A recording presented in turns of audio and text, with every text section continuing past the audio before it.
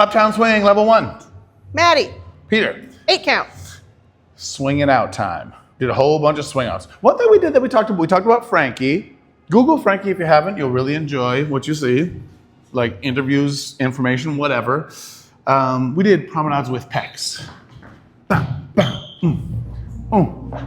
For fun. So you're supposed to enjoy it. Then we did swing outs to open, and that's a real challenge. Remember the idea, leaders, you got to make sure you make a 360, get back here, and then rock step every time. That's what starts the next one. Followers, we really talked about like going into this connection. Don't be afraid of that. Being held and giving some energy to this and not shying away from it. Really important. So we got those swing outs going, and then we did rhythm breaks that show points. Hey, ho. Hey, hey, hey, then you swing it out. We could also do low downs. Low downs goes like this. Shaboom, shabam, shaboom, shabam, shaboom. If you can't think of anything, you can just mess around. It goes like this. 1, 2, 3, 4, 5, 6, 7, totally legal. And we're just swinging it open to open.